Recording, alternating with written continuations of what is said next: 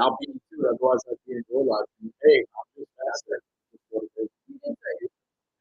Cool. You know, You know, it's so funny. I was talking with someone the other day, and she was like, "You should make a compilation for every time you start like podcasts and live streams, because I always go, hello everybody," and I was talking like this accent. Nick Green, Diener and Snooki, let's be honest. There you go. Thank you. Someone understands it. Thank you, Nick. I appreciate you, man. Yeah, no. I'm a Jersey Shore fiend. We should. You literally are a Guido. Jim Technology, how you doing? So it is. All right, let's hit this. Okay, you ready? Yeah, but who doesn't go tanning? You kidding me? All right, let's go. You sound so okay. Are you ready? Yeah. I think I talked about this last time, but because I have a new podcast, I struggle with knowing what the intro is because mine used to always be So what's the intro? Well, what's the name of the new podcast? Built Not Born, but then it says it in the anyways. I kind of just wing it. Wing it. It's your favorite thing to hear. Yeah, okay, 3, 2, 1. Hello. Okay, welcome back to another episode with your favorite girl, Chelz Tanz. I'm actually really excited for today's episode because we were out on a walk today chatting, and he was like, what? Why are you not recording this? Why are you not doing stuff with this? And I was like, you're right. So that's exactly what we came home to do, and he's here to emotionally support me. Who is him? Who is him? You are him.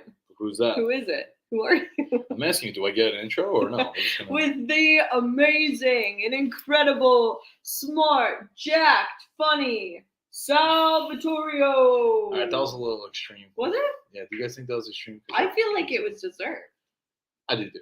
Yeah, I mean, that was good. That's good. Cool. Yeah, what's up? Thankful to be here. What's going on? Excited to chat with you guys. Built Not Born podcast. Really pumped. And yeah, let's get into it. I'm excited. So I think the root of why that's so funny. The root of why I want to talk about the title of it, getting to the root cause. This is going to be a word that we use a lot. Is because so if you guys didn't see, if you're listening to this on either if you're listening to this right now as I'm saying this, or you're listening to it as you're listening to it on my podcast, go and read the post that I just put out. Just kind of talking about with the rebrand coming out and creating my own business. I think that there has been a lot of I'll be transparent. I think there's been a lot of confusion with people being like, what do you even do? What is this new shift? Are you still doing fitness? X, Y, Z. And so there is a lot of questions about it. And so I felt the need to come and clear that up. And when it comes down to fitness and nutrition, a lot of people know what that entails when you're like, I'm a fitness coach, right? You're going to assume it's like meal prep, you're doing macros, you're doing your workouts, and it's pretty straightforward. Some people's programs might be a little bit different by the tiniest bit, but for the most part, it's the same base, right? So when it comes down to trying to incorporate anything to do with like healing, mindset, trauma, spirituality, I think that there's a really big question mark where people don't understand what this even means or how you even facilitate this. So that's why I wanted to come on here and really talk about more in depth what I talked about, because when I was writing my post, it was like, your caption's too long. So I was like, this is when you have to do a podcast. So the basis of even what I'm doing, why I'm doing it, I guess, is mainly because number one, I've been there. Number two, I've gotten myself out of it. And that's a really big conversation that we were even having, is that you're able to speak on things once you've experienced it, right? Once you've gone through things. You would say, once you get to a job and you do really well at a role, most of the time you can train people in that role. So that's pretty much what I'm doing. But on the side of things of being able to overcome limiting beliefs, any trauma that I've gone through, experiences, etc. And the reason why I think that this is so important is because a lot of people say, whether it's your weight loss journey, whether it's your relationship with money, whether it's your relationships in general, the reasons why we don't have what we want, or the reasons why those are somewhat impacted, is because of these limiting beliefs, is because of trauma that we've had. And I said to Sal today, I was like, if you had no previous experiences past the last, from yesterday onwards to your birth, and you didn't have any of that trauma, you didn't have any of those beliefs, and you just knew maybe what you read today in a book and what you knew to be true from the information you gained, how much different, like, where do you think you'd be? Yeah, I mean, like, So I was hoping this would be like an interactive conversation. You just kind of went off on a tangent. Now I don't know how to match that. No, I'm talking to you. If you didn't know anything, say from yesterday on, how Okay. different do you think that would be if you just were able to base, say, right now you woke up and with all the books that you read, all that stuff, but no personal experience and no limiting beliefs, where do you think you'd be? Definitely much further if I had no limiting beliefs. Limiting beliefs are like a curse. Curse. Yeah. Ooh, ooh, ooh. I guess does that spark up the woo side of like that's not the right term to use? No, I'm not going to get into that. Curse will be a good word. Okay. I think that it's just important to recognize that a lot of us, no matter what you want, the reason you don't have it is because of, I mean, you can say trauma, but we've talked about this a couple of times. Trauma is not just this big capital T trauma. You know, your parents hit you, you have this, you'd have death in the family. You know, we think of all these really big events as traumas, but I want to invite you to think about every time your need wasn't met. You know, anytime connection was maybe blocked down from a parent, from an authority figure, from your sister, from your friend, that I would consider trauma. And so we experience trauma like very often, but a lot of us actually process it and get to allowing it to, in a sense, push us forward rather than continue to hold us back. So that is why majority of us don't have what we want when it comes down to, like I said, financial goals, relationships, whatever. You think it's a trauma? Yes. Why? Because we develop beliefs about ourselves or about how the world works from wounds. And so for a lot of us, we get those. Example. I'm going to get involved here because No, you're good. I need to be involved, otherwise I zone out because my brain is like a squirrel. Limiting belief, but okay. All right, limiting belief, most likely, probably. I also want to make sure that the viewers are engaged. So I think they want to hear an active. So look at if your parents. This is the situation because you want situations. Okay. You grew up and your parents had a very scarce money mindset. Just say, for example's sake. So anytime you went to the store, it was, you heard we couldn't afford that. You heard money doesn't grow on trees. You heard we can't afford these bills. You know, we are hearing all of these things from, you know, a very early age up until now. Say you start making a lot of money. Or say you start making more money than you've ever had. Your brain is still programmed to believe we can't afford that. There's not, we have food at home. We can't get food out. And regardless of if your situation changes, if your physiology and your response to that and your limiting beliefs doesn't change, you're going to be stuck in that forever. You believe that? Yes. Do you? If you are conditioned to believe a certain thing and it's not really true, you continue to follow that programming even though it doesn't serve you. Mm-hmm. Does that keep you stuck? Is that what you're asking? Mm-hmm. Yeah, I would agree. I like to reiterate the question. I think, is that the right word? Re-say it. Yeah, I guess so. Because it not only helps me really make sure that I'm hearing you correctly and we're on the same page, but I also think it gives the people who are listening to it like a very clear understanding of where the conversation's at. It's true. This is true. Maybe that's the sales in me for my team members, that I train. That's your businessman comes in. Yeah, business is cool. That's what it takes.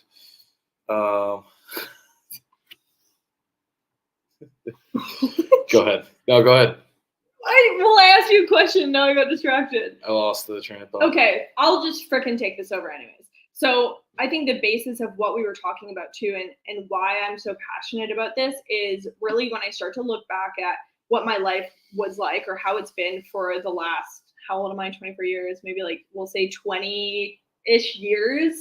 I can look back, and something that we were both talking about was I grew up in a very stressful home. Like, I don't need to get into all of the things that happened. All I know is how my body responded to it essentially put me in a fight or flight state. So if you're listening to this live, I want you guys to tell me, have you ever heard of being put in, say, survival mode or fight or flight state, or somebody saying my nervous system got unregulated, for example?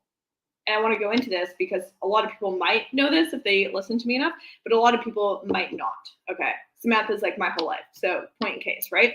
And I can make the argument that that was me as well. So when you start to realize that maybe you're in this stress state, if you're in the survival state, if you're in this fight or flight state, what your body typically responds to it as is it's like you're being chased by a bear. So say you're growing up in a traumatic household, or say you're growing up with, your needs not being met. Like I said, trauma, right? Maybe it's abusive, maybe it's mentally abusive, maybe it's not physical, but you're still in that state as though a bear is chasing you. So I want you guys to imagine how your body responds when you feel like you're about to die. Right? Are you asking me? Well, do you know? Oh, I've never experienced near death, luckily. So we're gonna knock on wood. But that's actually a lie, because whenever something comes up and it stresses you out, it's the exact same thing.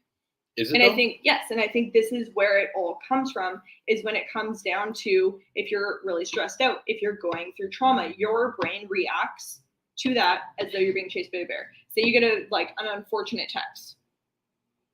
You get a random text from someone, and it's like bad news. Your stomach drops, all of a sudden you're sweating, you can't think properly. It's the same thing as, when we become very responsive, in the sense of maybe you're like super angry and you can't get that anger back down. It's because when you get in that state, parts of your brain actually shut down. Parts of your body actually shut down. You stop digesting. So why do you have such bad digestive issues? Well, majority of the time it's because you're not dealing with your trauma. Your body is still stuck in that response, right? You live in that state of fear. Exactly, Lisa. So your body responds in these small stress, in these small traumatic moments, as though we're practically about to die. And so what I was saying to him is, could you imagine if your whole life you feel like you've been being chased by bears, right? It leads you to this point of exhaustion where your body can't physically handle it anymore. And I was telling him, I used to go into, there was this little room in school where I would go and I would take naps almost every single day. I'd lock myself in this room and I'd take naps. And everyone was always like, why are you so tired? And I didn't understand. I was like, something's wrong with me. But now looking back, I have a better understanding from now my expertise of why I'm doing what I'm doing. And because I was in such an unregulated state so often, my body was starting to reach that burnout. And so a lot of us know burnout by just like working a lot, right? But it's, it comes in all different ways. If you're very, very emotionally like responsive, say you're in like a very aggressive household, for example, you're probably going to be more exhausted 90% of the time because you're exerting all this energy, what your brain is thinking, to survive. Does that make sense? So basically what you're saying is like your environment is creating your reality. Yeah, I guess so. Why are you laughing at that? It's true. Okay. So I am asking you, am I on the right path with that, with listening to that? Right. Spark notes. Spark notes. Well, that's really what I'm trying to do. It's like I'm basically just here for support and to help, bridge the gap between you guys and her. Because Chelsea has some great ideas, and I want to make sure that I keep her on task with getting those ideas across. He's really good at asking me questions that I wouldn't think to ask, that people would be asking me. Right. And so I think what goes on here, and what we were really talking about too, is so when we talk about, your environment creating your reality, is like really looking at, if you're showing, like we said, like physical symptoms, say oftentimes we're going through, and anybody listening to this, tell me how many times someone's told you that maybe, you have acne because your hormones are imbalanced, you're bloated because of what you ate, XYZ. Maybe you have chronic pain, right? Maybe you do have mental illnesses, and we have all these things that physically show up in our bodies that we think are this root cause of why everything else is happening. But a lot of us have failed to take that step back to understand that there's actually more depth behind that, and there's more reason as to why that's happening. And so I'll give an example, because I know you like examples. Yeah. Is talking about, so when I first got off birth control, something very common, I will add, it is very common, is your testosterone spikes when you come off birth control, for a lot of women. But for me, when I got my blood levels checked, because I just wanted to make sure it was Gucci, it was like all I had was testosterone. I didn't have anything else in me. All my levels were depleted. And it's funny because within that literally the same couple weeks of realizing that, I also found out how to break through that I was also sitting so heavily in my masculine energy. And so something I talk about a lot is, when you're a woman, predominantly sitting in that energy isn't going to be very helpful for you, especially if you're looking at success, if you're looking at healing, if you're looking at, making any headway to obviously becoming the person you want to be. So I looked at, okay, so I'm way too masculine right now. My testosterone is too high. Do you consider that a coincidence? And like Sal says, there are no coincidences. So I started to look into this and think, maybe me being so heavily in my masculine actually caused my testosterone to be too high, because like I said, you're going to have a lot of these, I want to say almost like spiritual or emotional problems that come up, that if you do not deal with them, start to manifest into physical symptoms. So for a lot of you that are maybe dealing with, again, I said like chronic pain, chronic illness, mental illness, any physical traits, I would venture to look at, well, when did it actually start to manifest for you? Because it coming out through your body is not just a coincidence. We need to start looking at why is that actually being caused and get to that root. So same thing with like bloating, gut health. Hormones aren't issues, they're symptoms. Why do you think your body's gotten out of whack? What is it trying to tell you, right? Something we even talked about was in terms of my acne, was me thinking, oh my God, it's my hormones, it's my hormones. Well, guess what? I've struggled on and off with my skin almost my whole life. So when you actually start to look at it, it's like, okay, well, clearly, like, there's no way that I'm, so deep into my health, so deep into my fitness, so deep into drinking my water, XYZ, and doing all these things. And this is just like the way that it is. And a lot of people take a lot of their symptoms and they just accept, oh, this is just who I am. You know what I mean? I have an example on that. Yeah. A lot of prospects who messaged me about coaching was like, oh, well, I have PCOS. Like, I'm basically doomed. And I'm just like, are you though? And a lot of times we just self-diagnose ourselves with these issues that can really be caused, but it's just so much easier to kind of write yourself off and just, surrender, or I should say, subscribe to that reality that you're broken because maybe you resist doing the work because you don't even know what it looks like. Yeah. And the idea, just the mere thought of like, what is that going to look like seems like a mountain to climb. Yeah. So you're just like, well, I might as well just not even start because that's going to be easier. And that's really the issue. I think it's a lot. You think I'm on the right path? Yeah, I do, because I think it's a lot easier to subscribe to a diagnosis or a disease and take, pills for it rather than actually looking at why did this happen to me, right? And like we always say, there are no accidents. Everything's your fault. So if we can actually dial back and realize why some of these things are coming up, you're actually going to be able to find a lot deeper, root issues. And so coming back with the acne thing is looking at a lot of people that struggle with acne also struggle to truly be seen. And it's funny because anyone who's listening, talking to me, they're going to be like, that? Yeah. And this is what I was going to say is everyone's like, tells me, oh, you're so authentic, you're so vulnerable, XYZ, for the most part, with the things I want to be, right? But what happens when, and this happened yesterday, something starts to come up for me. I have this ball in my throat. I feel like I need to start crying. And my immediate conditioning, my immediate response is I need to go hide because I didn't want you to see me in like this vulnerable state, in this like crying state, because that's my conditioning. But if I actually allowed myself to, number one, believe that I was so worthy and loved and whole, even if I did, like break down in front of someone, that would be able to show me the ability to be seen. And alternatively, there's also a lot of anger to do with any sort of inflammation in your body. If you're, inflamed in terms of gut health, if you're inflamed in terms of acne, a lot of that comes down to anger. What is there maybe some anger around that you haven't processed? You know what I mean? You think it's the emotion that's not being processed that is causing the issue? Yeah, 9 times out of 10. Or trauma, we'll say. I can understand the trauma because the emotions come and go, but the trauma is like an experience that could be deeply rooted because that's the cause. But there's emotions with that trauma that a lot of people push away. So say, for an example, I don't know, there's so many examples, but say maybe, okay, this is actually a really big one that I'm working through, and I'll just fucking barrel my marbles on the table here, is when I was really young, I had a stepmom who, my opinion didn't matter. When I cried, I was sent to my room, or, there's negative repercussions. I wasn't like, there was a lot of injustice, and I never felt seen. I never felt heard. And so a lot of that comes, and this is going to get into some woo-woo, so hold on to your seats. Buckle up. Comes down to like, I continuously, especially over this last year, have a bunch of issues with my throat chakra. Okay, so what's the chakra? It's like the 6 points in your body that when people are like, my chakras are aligned, it's because all 6 points are like in harmony. But for me, that's not true, because over the past year, it's like I'll randomly lose my voice for no fucking reason. Or, yesterday I had this ball in my throat and it burned and it burned and it burned as soon as I started thinking about that one thing. Do you think that's coincidence? I don't believe in coincidences. Well, you said, yeah. I mean, I don't believe in coincidence either. So then I start to look at, okay, well, if my throat chakra is blocked, then you can get into the basis of why is that? What are some symptoms? What did I go through that maybe had that happen? But the basis of it is I experienced this thing as a child, or experienced this thing growing up. Maybe it wasn't even as a child. For a lot of people, it might be throughout their entire lifetime, and you start to get these symptoms and you might just brush them off. You start to maybe have these even reoccurring emotions, right? When something happens and you immediately get trigger, you immediately get angry, you immediately start crying. Why is that coming up for you? Because as I said before, a neutral response is a healed response. So let's start looking at, why was that not neutral for you? What came up for you there? Why does all of a sudden this come up, right?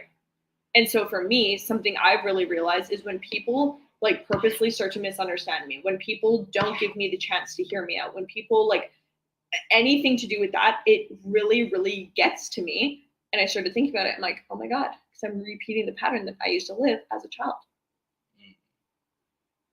Damn, that's good. I don't know how to match that. It's okay. It's not about matching it. Takeaways?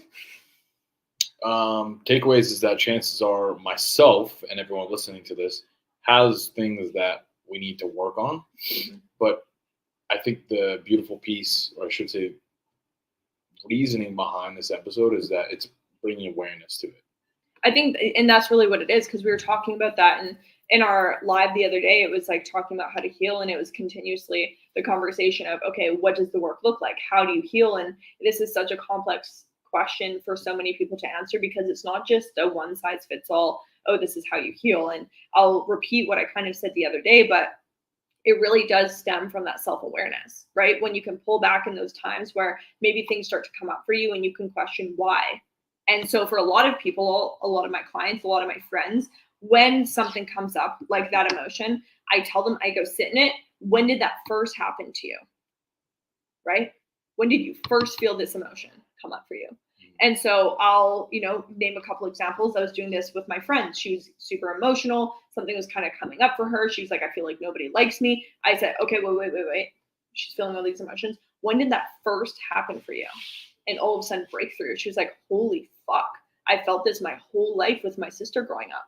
Felt this my whole life with my friends. I always feel like nobody likes me because, she had this dynamic with her sister. And then you can actually look at, holy shit, it's not the fact your group of friends in high school didn't like you. It's not the fact that the people right now don't like you. It's the fact that all the way back then, you felt this sense of not belonging.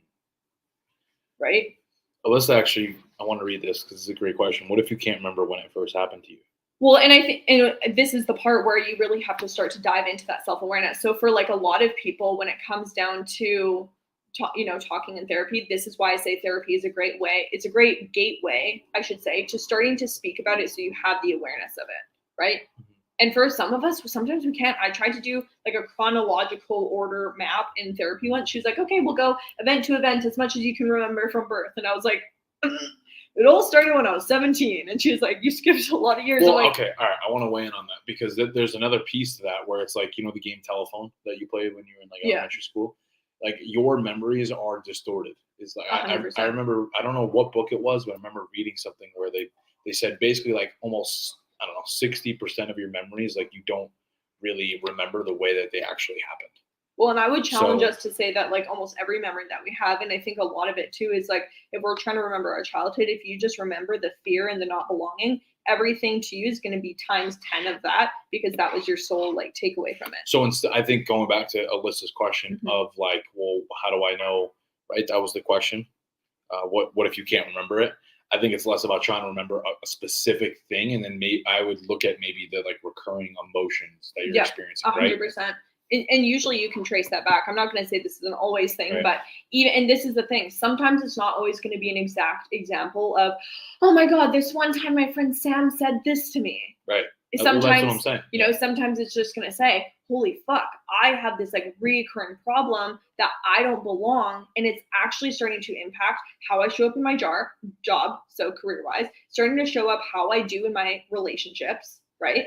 It's starting to impact all of these things. And then you can start to trace that back and reverse engineer it and look at, holy shit. But so let's talk about how do we actually start to get through that, right? Because now we have this awareness. We have, oh my God, I don't belong. And we can talk about, obviously working through a lot of examples when that comes up. So taking accountability, in your relationships. And sometimes it comes up to going to people in your life and saying, holy shit, like I just had this major breakthrough. So, when I don't reach out to you, when you're going through a hard time, it's not because I don't care about you. It's because I feel like I don't belong in the first place. And so it doesn't excuse, maybe treating people wrong or any of the mistakes you make, but it provides you and a lot of people with the understanding on why you do that. And then you can repair from that. Can I give my example? Yeah. Like for me, I think it was constantly seeking validation through other people and things. And I recently found out in the last few months it was because I didn't get it from my biological dad. Now, I know it sounds crazy. If my dad listens to this, he's probably like, "What are you talking about?" But like, I think that's just where I kind of got to the root cause, because that's the title of this, getting to the root cause. And like, I wasn't really planning on sharing that. And don't get it twisted. Thank you. Don't get it twisted. Like, I had an amazing childhood and upbringing. My stepdad raised me. He's an incredible man. I owe him everything. He's taught me everything I know. It's not what I'm saying. Don't get it twisted at all. But like, there's still that like energetic gap of the like person like that I was born from. Right? Does that make sense? Right? And I didn't get what I wanted from him. So it's like I'm always trying to find and get that. And I noticed the patterns like in everything that I've been doing the last, 5, 6, well, really my whole life. What I'm saying is I started to become aware of it within the last really few months in the last years. And listen, I don't know if that's the exact thing, but based on how I continuously feel in the programming that I have in my mind, like that's the conclusion that I've drawn, whether like it is what it is. I don't know if that's actually the root thing, but like I'm getting to a place of that, and the awareness that I've gotten to with that has allowed me to create a different way of thinking and a new perspective on what I'm doing. Yeah. Does that land? 2,000,000%. And I'm proud of you for sharing that. Nice. I don't think you've ever talked about that. Yeah, I don't think I have either. I think when it comes down to it too, so getting back to kind of how do we deal with this? How does it kind of look? How does it even start to manifest, right? You see this one? Do you all feel like you should be partnering with mental health practitioners?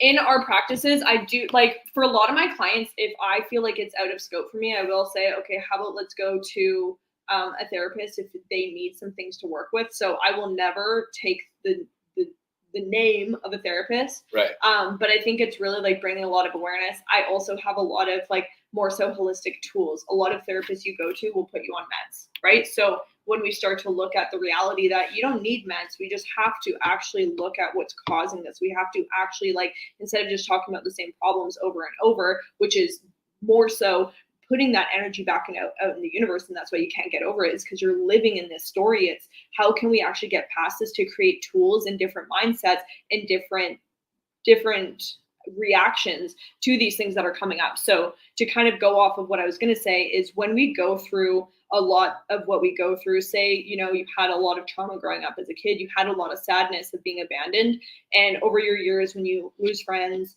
and these things happen, it still makes you sad, but you are involved in this toxic positive culture where you think, oh, I'm going to be fine. Why am I so sad about this? I shouldn't be this sad. And you just talk about it, trying to get this validation, trying to get this fixed. But have you actually sat down and like bawled? Have you actually like screamed so loud to get the energy out of you? Because when you don't do that, that's what creates an energetic block, right? And so that is how we have this emotion, and emotions are stored within our bodies, and we don't face those, and that's when it starts to manifest as physical symptoms. Oh, there it is. That was the nugget for the whole episode right there. Yes. Right? So that is, and this is why I talk about how nice. Good job, man. CBT is an amazing modality. Talk therapy is amazing for helping you see these things. Right. How do you actually work through it? We're going to look at things like breath work. We're going to look at things like meditation, and you're going to roll your eyes and be like, how is breathing and thinking going to help me? But it's going to help you process, right? And this is why so many people avoid doing this. This is why so many people don't spend time alone, is because they're so fucking scared to face the fear of the feelings they once felt. Because guess what? Your brain does not, like, time is a social construct. Can we all agree on that? Yep. Time is a social construct. So when you say, oh, but that happened 20 years ago, why does that still bother me? Because you haven't processed it. Nitwit, your brain doesn't understand that it was 20 years ago. Your brain thinks it's still happening now. Every time that happens and it reopens that wound, it's just reinforcing what already happened, thinking that it's still happening right now because you haven't dealt with it. Mic drop. That's a fucking nug. So I want, because I feel like that was a great fucking point. Holy shit. We didn't really answer. There's two Alyssas here. So this is okay. So she was asking, do you feel like we should be partnering with mental health practitioners? Now, here's the thing is, like, you kind of addressed it, but like, we're not professionals, as in the sense of like, I'm not a licensed therapist. Mm-hmm. Neither are you. No. We don't have psychology degrees. We didn't go to school for this. Well, I guess maybe technically she did. A little bit. She did technically, but I'm sharing, like, this is just our experience and what we've learned. I mean, listen, I hired a mindset spiritual coach about 4 months ago, who I paid a decent amount of money to, which helped me kind of get into the space. So like, yeah, maybe on paper, I don't have a certification of this, but I would venture to say that I'm more qualified than the average person because I've gone through that mentorship program. You know? Well, and that's something that we were talking Hold about. on, I'm not done. It doesn't make me an expert. Yeah. Right. And nobody's really a true expert. I really do believe. Well, I mean, I shouldn't say that. I may be contradicting myself a little bit on that. There are experts, but what I'm saying is, like, I come from the perspective of trying to always be a student. And if I don't know something, I'll be the first person to tell you I don't know. I'll refer you out. So I hope that answers your question. Well, I think everyone is always going to continue learning. Everybody who even says there's an expert, there's always going to be emerging new research. That was my point. I'm sorry, I'm getting excited now because I think even experts will say, I don't know it all. There's probably something. Actually, most experts will say, I think. Right? Like Andrew Huberman on his podcast, like there may be a chance. Even doctors, there might be a chance. They're never using certain language because they can't be 100%. Yeah. Licensed doctors, therapists, they'll always say might be. There's a chance of maybe. You ever notice that language? It's not a coincidence. It's not an accident because they can't say 100%. Because if they do, then they're liable for that, which leaves their ass on the table. No one wants to get sued. So I also think it always just comes down to belief systems too, because you could be with someone that's like cognitive behavioral therapy is the best way to heal anxiety. And I'm going to look at them and say, no, it's not. Right. But for a lot of people, maybe it did help. Right. And so I think it also comes down to we're all different individuals. So different things are going to affect you differently. Everyone looks for this one size fits all. And like, let's even look at fitness, the most basic example. Oh, well, what are your calories? Doesn't matter because what I eat is going to impact you completely different. You might have allergies, you might have intolerances, or maybe because you have adult trauma, but you have all these different things that maybe I don't have. So even if I told you exactly what I ate in a day and you ate the exact same thing, it would affect you differently. You know what I mean? Mm-hmm. So, and something that I do actually with a lot of my clients is I do refer them to saying like, hey, and I know breathwork practitioners. I'll be like, hey, go see Christine. And I'll go and actually refer them to people who will help them on a deeper basis than I can do at this very moment. Oh, I'm just getting this up for you. No, I'm trying to read a lot of these. Generational trauma is a huge issue and people who hurt you not taking accountability. True. And I do actually want to talk on that too, because I lived a lot of my life in this victim mindset because of what happened to me. So I looked at, and honestly, waited for my parents to start to make these amends, for them to start to try and, make things right, for them to show up and appear and be these like knight in shining armor. But guess what? They're never going to do that. Even if they do that, it's not their responsibility. What they did to you sucked.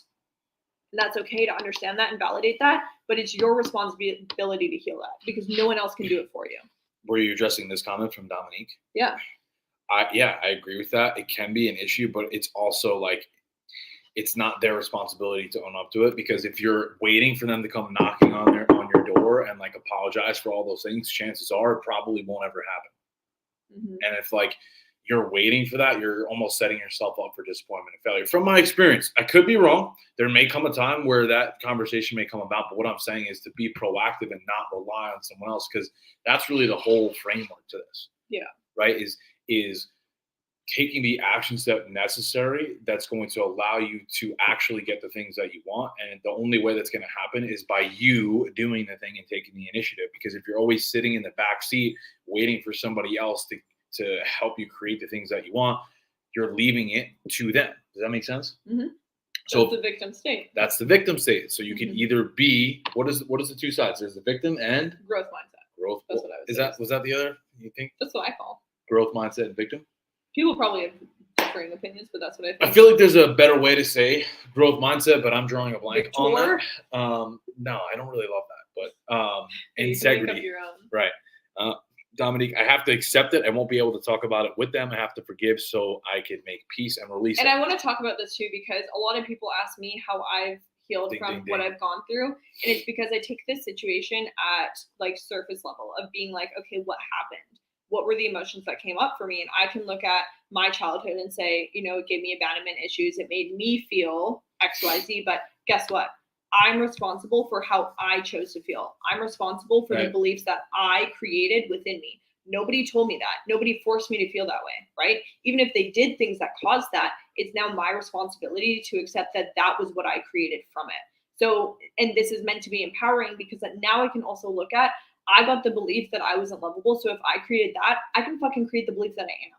Right? It's not up to anybody else to make me feel lovable. And that's why it doesn't work for anyone else coming for me, because those beliefs weren't caused by them. They were caused by me because I believed it. Because you internalized their perception as your reality, but your interpretation is what actually created the reality. Oh my God, that was fucking good. Clip that up. Now I'm going to fucking clip that. I'm going to clap myself on the back for that one. Clap myself on the back. That doesn't even make sense. Clap, yeah, pat myself on the back. There you go. It's late, okay? All right. Dominique says, I am reading the book called The Body Keeps Score. It's about the way your body and mind change trauma. First step, EMDR. Hopefully it helps. I would also challenge you to remove the language of hopefully, because I feel like hopefully is language that says you're basically not certain. So I don't know, just my instinctive reaction, like as a coach, I'm always like trying to unpack that. It's like, well, what do you mean by hopefully? What are you not certain about? Like, let's work through that. So I don't know. I don't want to take too much away from the momentum that you have, but I just wanted to share. No, I think that's good because a lot of people end up stuck in their story of what happened to them because they use that kind of language. I have anxiety. I am obese. And we identify with a lot of the things that we've gone through rather than realizing that our circumstances, where we came from, don't make us who we are unless you allow it to, unless you choose to. Isn't that funny? Richard Sherman. So for those who follow the NFL, Richard Sherman was a cornerback for the Seattle Seahawks, who grew up in Compton, California, which is notorious for gang and crime activity and all of that. And a lot of people say, oh, well, I was raised in the hood. Like, that's what I'm going to be, right? But what happened was Richard Sherman, I hope, is it Richard? Why am I feeling like I'm not saying his name right? I feel like I could be botching the name, man. I forget. I know it's Sherman. He's a fucking whatever. And he ended up going to Stanford and becoming like a valedictorian and like 4.0, graduated, went to the NFL, made a ton of money. Look it up. It is Richard Sherman. Yes, I thought I was right. Can you click on that picture really quick? Is there a picture? Yes, it is. Thank you. I knew I was fucking right, okay?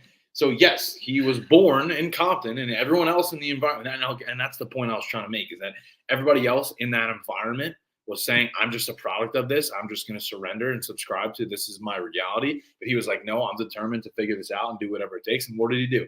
End up going to an Ivy League school, getting a degree, having really good grades, and going to the NFL. And that's what it is, okay? Not George Washington, Nick, okay? Frick, man. But do you get what I'm saying with that? Because I feel like that ties into your point, right? Yes, that was perfect. Right. I appreciate that because that's literally what we were saying. Because I think a lot of people we could challenge honestly and say, old people look at both me and you and think, oh well, maybe they're just lucky. Maybe they came from money. Maybe this. Maybe, and you try and like almost think of all these reasons why these people have these things. But what I find is the most interesting is a lot of the people who have the success that they do have it because they've gone through all this hardship and they've actually learned how to overcome it. And that's the reason why I do what I do, because I've learned how to overcome it. So now I can teach other people how to do that as well. Oh, that's it. End it there. Okay. Because I feel like that. Like, okay, I gotta go now. No, I mean, I don't know. Could we go for an hour? Do you want to go for an hour? I mean, I could talk about this all day. That's why I do what I do. But right. I think that we got the point across with what we're saying. I think really just in reality, looking at why I do what I do, what I'm even doing, how to even do that, and just looking at, maybe self-auditing in the ways where maybe it's affecting you as well.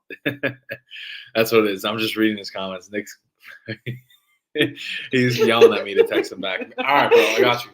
Don't worry, he barely texts me back half the time. So. Yeah, I really don't check my messages. It's bad. Unless you're my client. If you're my client, I'll talk to you all day. Pretty much. But yeah, that's all we got for today. Thank you guys for spending a couple minutes with me. Anything else you want to share in closing?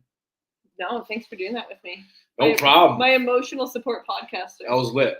My arms are the size of your head. I hope you guys have the best night ever, and we'll chat soon. And if you're listening to this on the podcast, make sure that you give this a 5 stars because that's the best way to rate the show, and I would love you forever.